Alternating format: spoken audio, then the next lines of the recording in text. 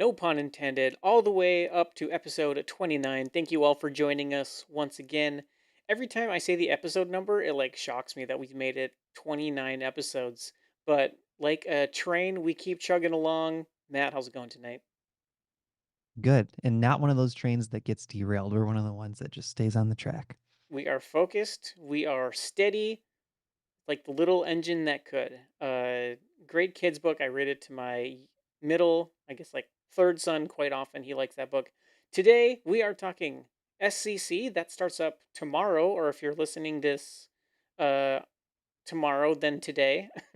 It really depends on you where you are when you're listening to this. But SCC starts tomorrow for us. We have Naka and who's the other one? Is it Jospam?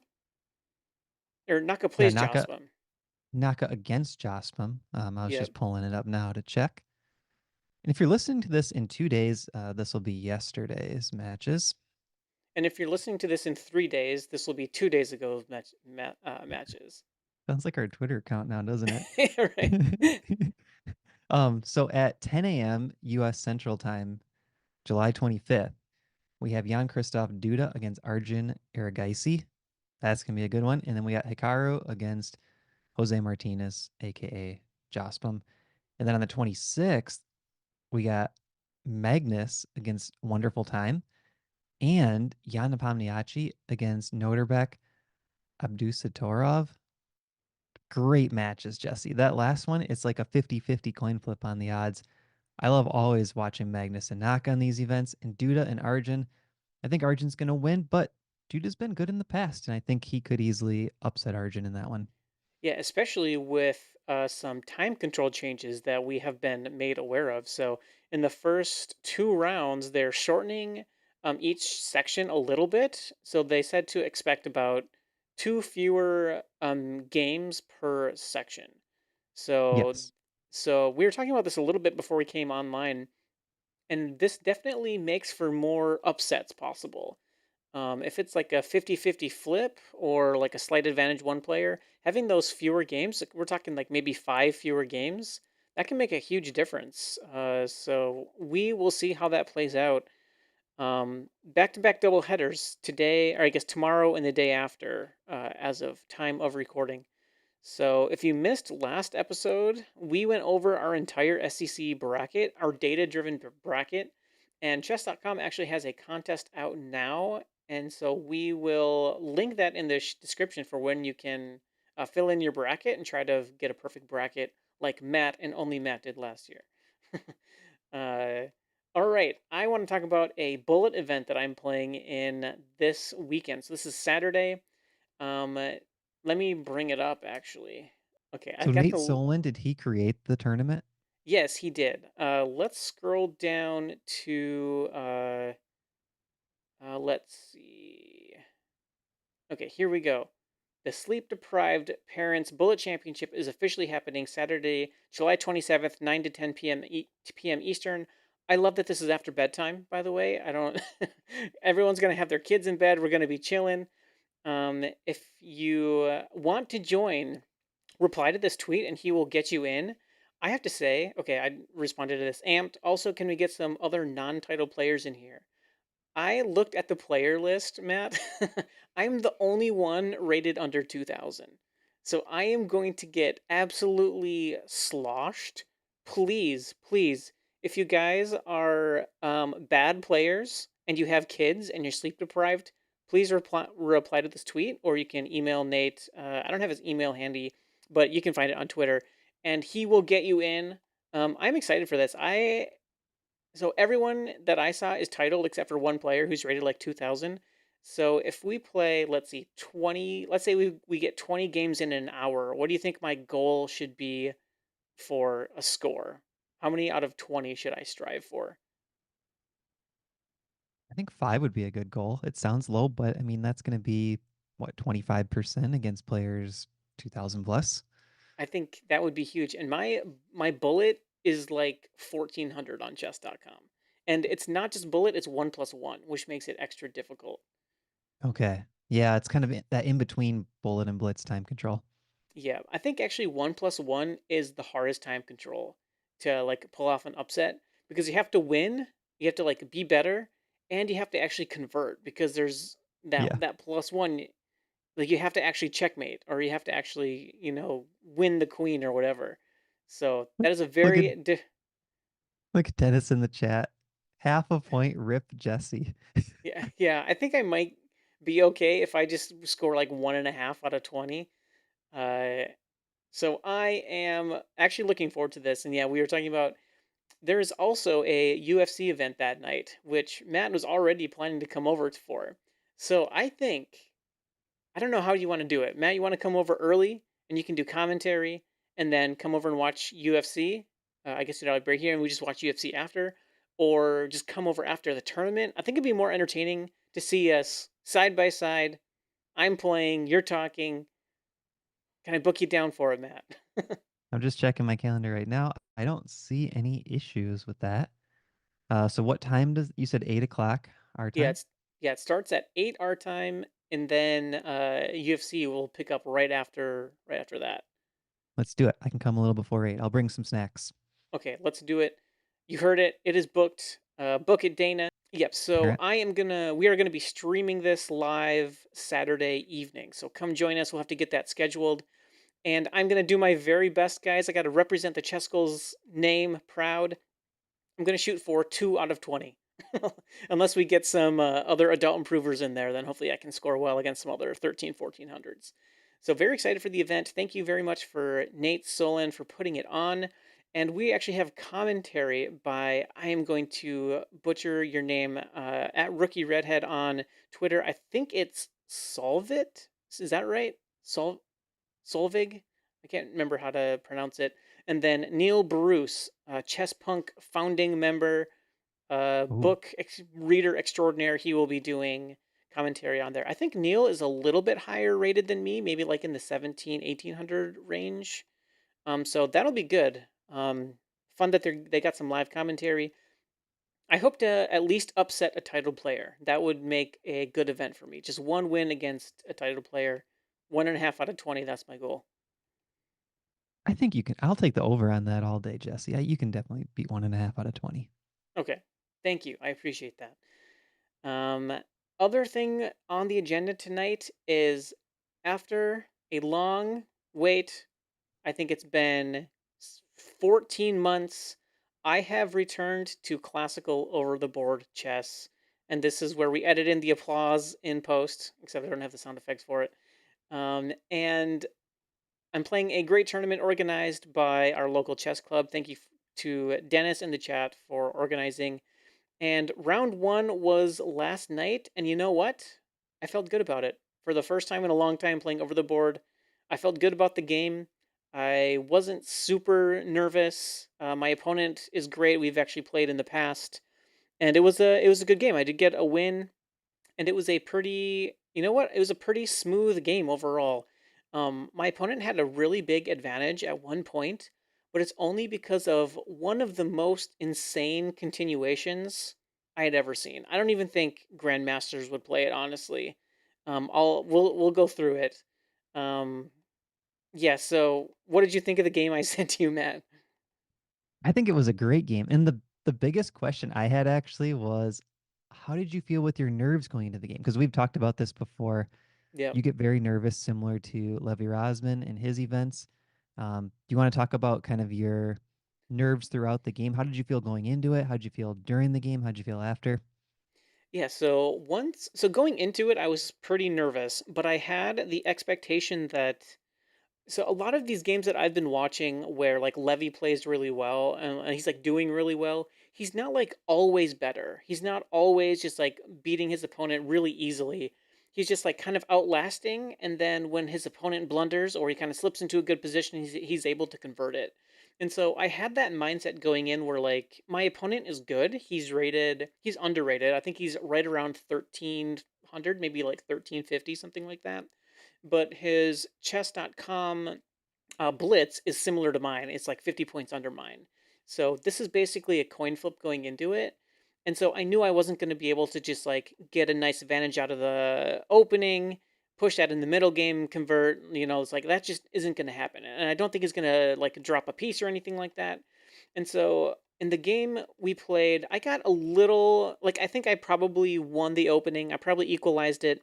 But then in the early middle game, he just had a lot of play, a lot of pressure, but he couldn't really break through. And when he got a little too pawn happy or push happy on the queen side, and I don't think he actually realized that when he pushed his pawn so far, he actually gave me a protected passed e pawn, and so that is uh, really what decided the game at the end. And so I'm happy because I was worse. I was defending for probably like 10 moves in the middle game, but I kept my clock okay. I just kind of played some waiting moves that didn't lose anything. And eventually, like I was talking about, we just fell into an end game where I was able to equalize. And then eventually I had these passed pawns with the bishop pair. And it was basically playing for a win, being careful. Do you want to just go through the game actually, Matt?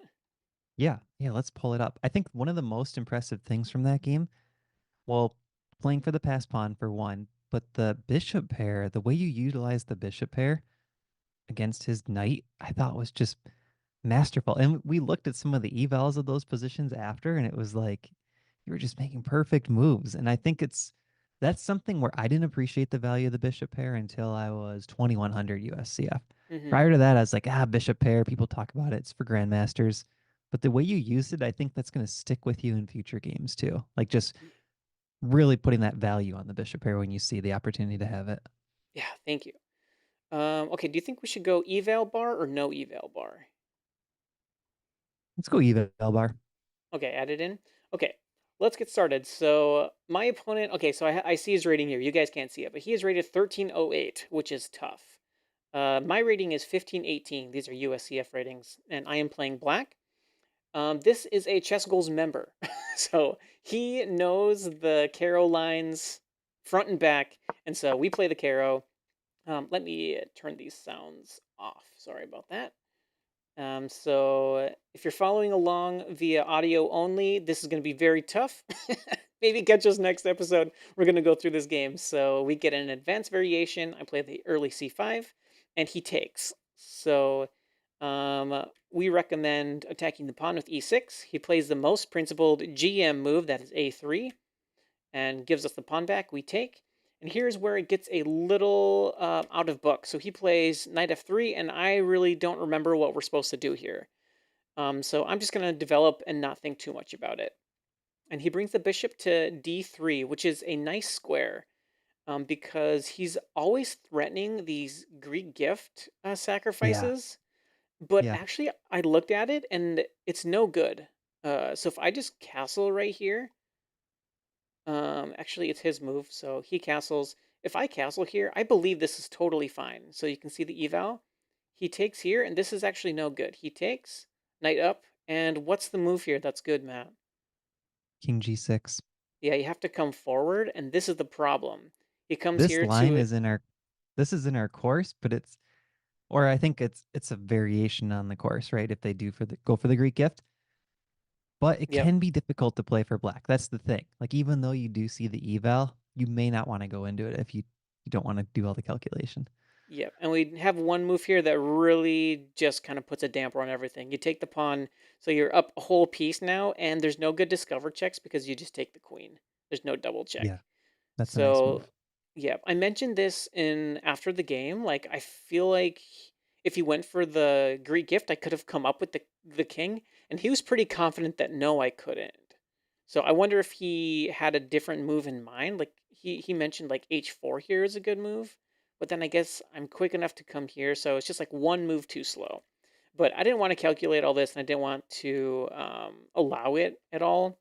So I Yeah. just played knight g6 and take that whole idea away and target this e pawn. He Yep, I plays like it. he plays b4 and kicks me back. See, we're completely equal here. I kind of considered this out of the opening once he played rook e1. And here is actually where I made a pretty bad mistake, which cost me for this kind of cost me the early middle game, in my opinion. So my idea was to attack and line up against this pawn, and I did not see his next move. I really didn't. I didn't think he was really going to be able to defend this pawn without just capturing the knight. But of course, he just fianchettos the bishop. And this is especially annoying because it takes away our f6 plan in a lot of lines. So, I kind of like the dark bishop on e7 when it gets kicked. I tried to recommend that in a lot of the chess goals course lines. And the reason I like that bishop on e7, one, it helps you prepare for f6. But number two, I like putting the queen on c7 in these positions too. mhm. Yeah, and I think that would have been a better square even right here. Bishop e7, yeah, that just makes a lot more sense. I don't even know why I didn't consider that because my knights are already out and they don't need the e7 square anymore. So I think that's a tiebreaker. Hmm. Yep, for sure. If I would have seen like these next five moves, I think bishop e7 is the way to do it. So I end up getting my bishop pointing at this pawn and it can't really do anything. But his bishop is kind of the same way. It's a nice bishop and it is preventing f6. So I think he is a little better here. You can see the eval. It's just a slight pull for white. So I play a bit of a waiting move here, a6. I really didn't want to deal with b5 and getting extra cramped with my knight. I can't really go up. I could go here, I guess. That's maybe the best square. But I just kind of wanted to prevent that altogether. I also didn't want the bishop to come and pin. That could get annoying too. He developed. He can't really come to c3 because then I could take this pawn. And here I decided to castle. So all pretty normal stuff so far. Um, just kind of like a game. Nothing really special. White has some space, and this e pawn is for sure more of an asset than a liability right now. What else are you seeing in the position here? I mean, I would love to play f6 for black still if you can get it in. And I feel like that's I the move I always miss. Yep, and I knew that because you play these lines a lot, and you always want to play f6, Yeah. but you couldn't ever get it to work. So one maneuver I thought about doing here. So let's give White his next move. Okay, he takes my knight on g6. But one maneuver I was thinking about here is knight back, knight to d7, and then f6. It seemed a little Oh, yeah. slow. Is my only problem. Well, that plan actually goes well with if you play a5, I think. So let's say you play a5 and he pushes past b5. That's the most common. Mm-hmm. Then when you move your b8 knight to d7, it opens up the c5 square for your knight, which is a really nice square for it. Oh So yeah, this square too. yeah, that's another route you could take with that. Mm-hmm. Okay, so instead he captures my knight, and I thought for about 5 minutes on taking with the f pawn. Yeah. Uh, my opponent said that he wrote down h takes as soon as he played his move because he didn't think there was any way I would take with the f pawn. And if it wasn't for this one move, I probably would have played it. So let's say f takes, which by the way, the computer very slightly prefers. Isn't that crazy? But I was just going for this and hoping to get my light square, or my dark square bishop involved. But I was afraid of c4, and then these pawns are getting really broken up, and I just didn't really like it, and so I ended up taking the other way, Yeah, seems reasonable. this other way, and he immediately played c4 after, and so he was gonna for sure play this anyway. So here I start to go wrong a little bit, I think. Um, I could take, but I didn't want to allow his knight to come in. Like that's just really helping him out. And then his knight is eyeing up d6, which is kind of annoying. And I didn't want to have to give up my dark square bishop. He would have obviously timed it well enough that I didn't win a pawn off of it. So I just retreated my knight and wanted to trade on my own terms. I don't know. What do you think about after the move c4 here? I mean, it's a good question. You do have the bishop pair. So my first thought is let's trade pawns. If you can get away with allowing his knight into d6, possibly. But you do have to solve that light square bishop. So like let's say you took knight takes. I think I don't b4 know. or b5 is actually good here. That's what I was Bec- wondering, but then can he go knight d6 right away? Uh, oh man, because his queen is there now. Yeah, so I actually didn't want to take. So now I'm remembering. So he takes back, and now our queens are offset, and I didn't really want to trade queens here. Maybe a queen trade's not bad for me because I'm pretty cramped though. I mean, I'd be okay with it if your bishops are wide open and he has the e pawn. So the e pawn is huge here. So let's Yeah. give an example. Let's just say you take c4, knight takes, and you go b5. And let's say he plays like queen takes queen there. Not a great move, but just to show. You take back with rook, Now he doesn't have this move anymore. and then say there's knight retreats. Like here. This is like the dream endgame for you. You have enough to play for a win Yeah, because and that now, e5 pawn ties down his bishop on b2, yep. And my and you have bishops the are bishop running pair. free. Right. And So I now I think have that's kind of b what you file too. want to go for if you can get it. Yep. Yeah, so after this, he can play knight d6 immediately, and now I can't really fianchetto. I can't really take. So this is just a very good piece, and it's tough to get rid of. This is So what's wanting the me to, yeah, knight e7, what's the and best then, move instead of b5 then? Because it looked like you had a little advantage before his knight uh, hopped into so it wants to d6. trade. So let's give him this move, and now knight e7. Oh, It just so says your this is fine. knight's going to d5, I guess. That's a nice Okay, outpost for it. yeah, that really is actually. I guess if he takes, then I'm positionally better here. Okay, Yeah, you are a little bit. It's very close to equal though. I mean, he can probably hold that. yeah. Okay, so I didn't do any of that. I retreated the knight. He brings the rook over. That was a pretty slow move that I was fine to see, actually. Wasn't too worried about that. And now I played b6, trying to fianchetto my bishop. This was a bit of an inaccuracy because I think he can now. What's the continuation? He takes, and it wants me to the knight e4. Okay, so I guess this is good. I guess his knight is just kind of getting into d6 here, or I guess I don't really see why this is good for white. It's a good question. Knight f to g5 with queen coming over to like the h file could be scary too. I think he just has well placed pieces. I don't know if there's much more than that in terms of like Okay, concrete lines. okay. I was basically just trying to fianchetto my bishop. So he moves his knight over, and you can see this is an inaccuracy, and I'm supposed to take the pawn here, I guess. But I didn't really like taking the pawn because he can take with the rook, and now his rook is kind of hitting my bishop while the queens are under attack. So I just feel like I was kind of opening up the position in his favor. So Makes sense. I didn't take. I fianchettoed, and the computer likes his position better because he plays the critical move c5 here. And Yeah. So so, even though this gives you the pass pawn on the d file, yeah, the problem is if he wants to, he can shut out that b7 bishop long term. And that's why the computer kind of like playing d takes c a couple times because if he gets a knight on d4 and a knight on c5, your bishops are really kind of hurting for space, and that b7 bishop especially looks bad. yeah. Okay, so I played bishop c6 to kind of shut down him pushing past because I didn't want him just like wedge that. And this is a move that actually surprised me. So I only saw this move, knight fd4, and here I was going to pin his knight and Hmm. probably trade this bishop off because this is a pretty bad piece. But he plays the other knight over, and Oh, yeah. that is smart. Okay, I should have. I'm Yeah, like, okay, that's I should have thought of that.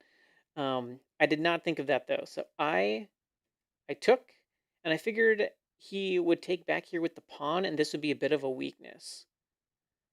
But this is actually a pretty bad mistake because of the most insane follow up, Matt. This is what I was talking about earlier.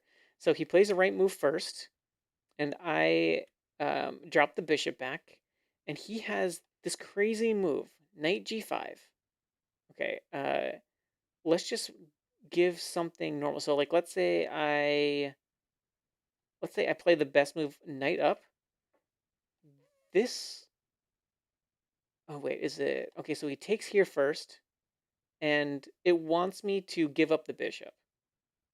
So like let's say I so and the problem here, so let's say I take this way, he has queen h5, and this is really bad. But oh wow.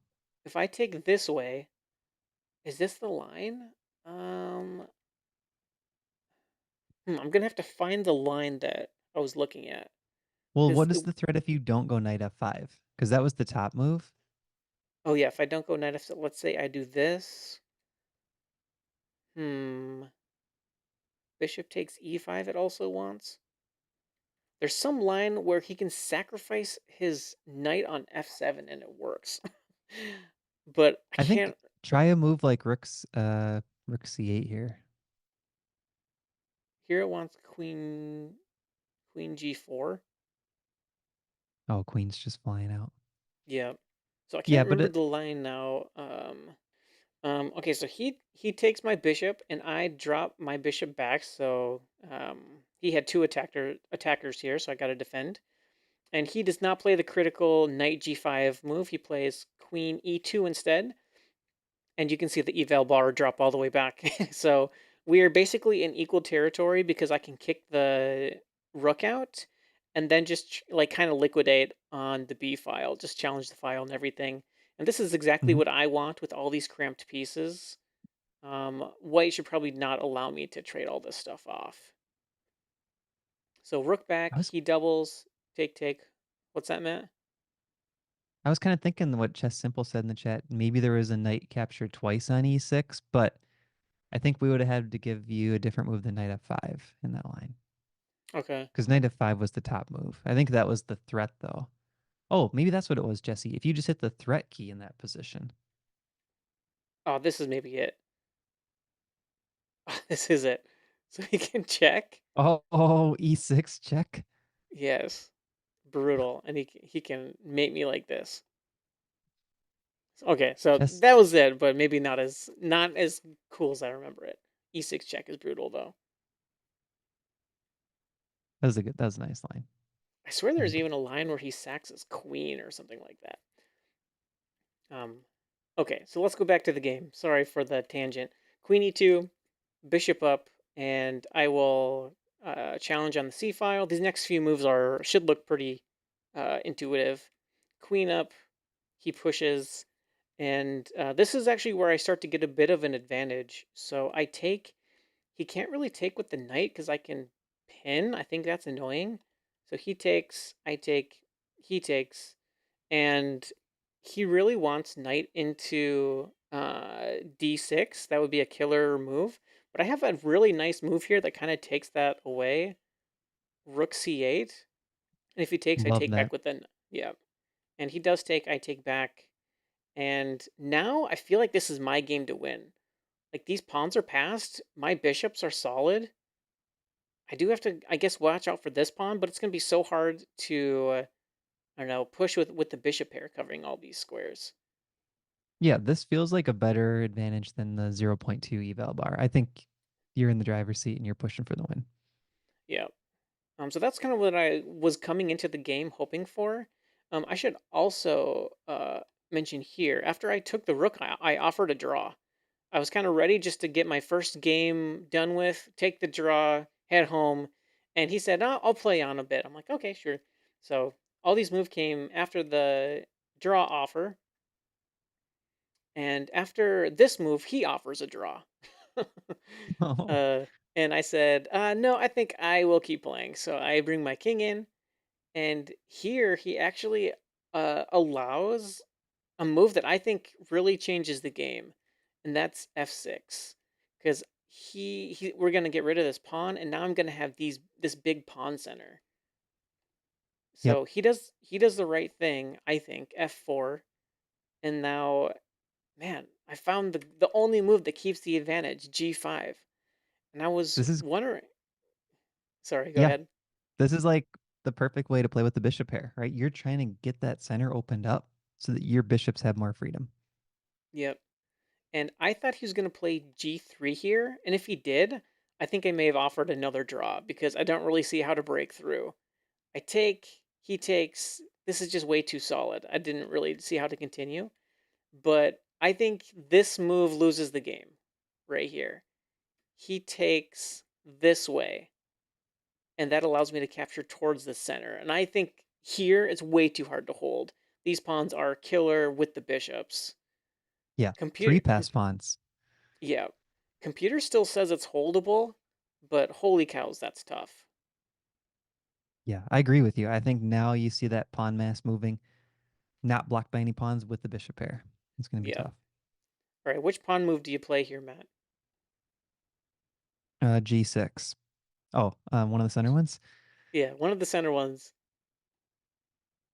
I think you Because got to push the D pawn because you want flexibility. yeah, uh, that's a blunder, but bro, he can check, and then you lose this Oh, pawn. I missed that. Yep, I missed that. Yep. So I you got to was push it. afraid of the blockade on D4. That's why I was thinking that. Yeah. So this is the right move, and he does not play d4. But yeah, knight d4 is a tough move here. But then I guess I can just keep pushing.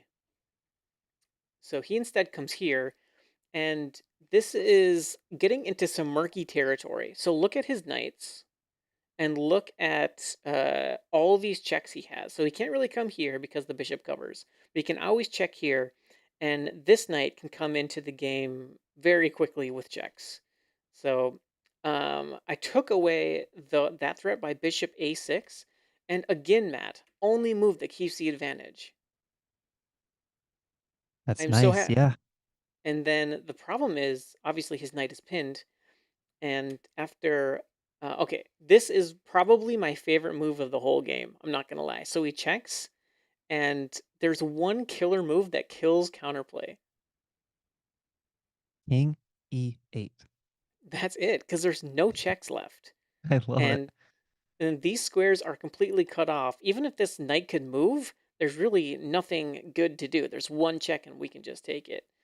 So he plays a4, obviously defending the knight, and you just ratchet up the pressure because I saw this line, and now I can take with the knight, win the pawn, Yeah. and I keep my bishop pair. So I think this is at this point this is losing.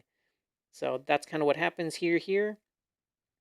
Um, h4, and I'm already thinking like, okay, it's a pawn race. Am I gonna win? I kind of counted like 1, 2, and he has 1, 2, and I kind of figured I would have enough here to get the job done. So I push this one, he pushes, and this is another move, Matt. I cannot simply push here. This is better for white. He can play h6, and I can't get over. Notice Yeah, you're my king is cut off from going this way. that's exactly what I was gonna say. Right. So that was good timing. You got your bishop ready to help out. Bishop Yeah. C7. So instead of pushing bishop c7 and just kick this knight out of the way, and after h6 you can just take, and he can't push because you can stop the pawn that way. And obviously, if he takes, the bishop takes back. So he has to move the knight at this spot, and there's no good way to defend the knight either. So once his knight is out of the way, now my king is free to come in and get into the box of either of these passed pawns, and these pawns are rolling again. So Um, was Dennis checking if you had a phone in your lap during this endgame? Dennis, I think he took off a little before this game was over. Oh, Um, there. Oh, wait. Which move number? Can we get a it's check pretty on early. this? It's pretty early. Accuracy before and after the TD left the room. I Guys, can gotta we get a say, check on this? I gotta say, when I played, I took my watch off because I know that you're not allowed to have a watch. Dennis says suspicious in chat. Yeah.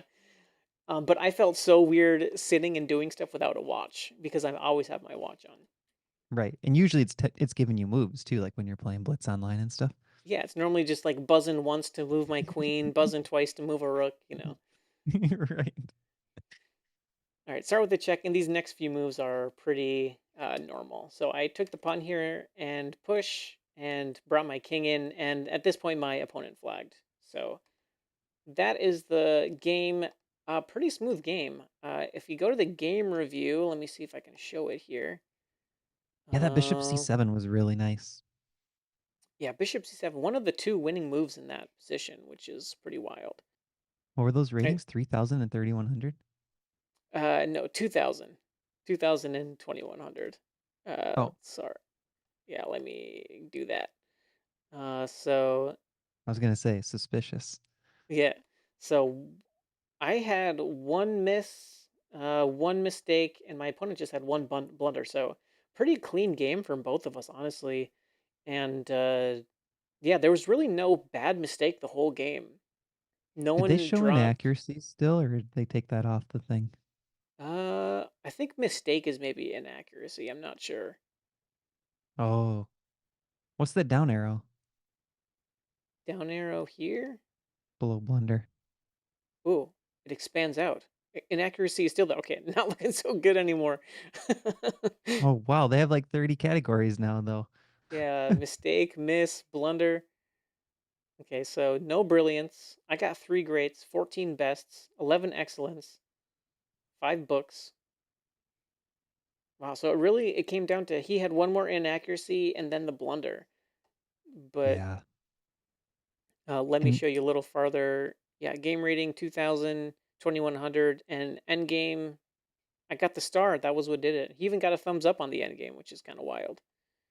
I mean, that feels accurate. Like, even though you got the win and you played really well, I think he also played well. He really held on. He made some mistakes, but there wasn't any one major mistake, I would say. Yeah. And his blunder, that's a pretty rough blunder. That's when he didn't see this continuation. Yeah, so this was his blunder, Queen E2, which is a completely normal move, but Yeah. it doesn't push the advantage like Knight E5 does. That's a tough move to see, though. I mean, you can play it, but it looks kind of just like, okay, it's hanging here.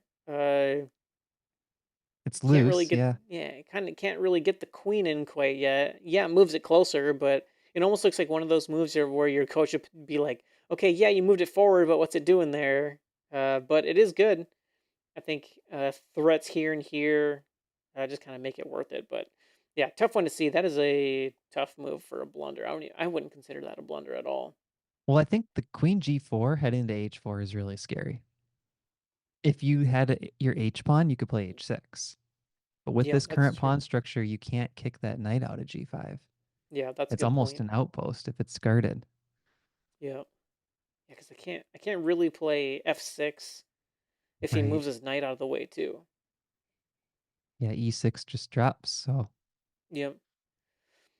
So yes, that was the game. That was game one. This is a 4 round tournament. I'm taking a bye next round, and so I have 2 more. And yeah, I hope I play as well as I played this game. It wasn't my best game by any means, but I'm very happy with it.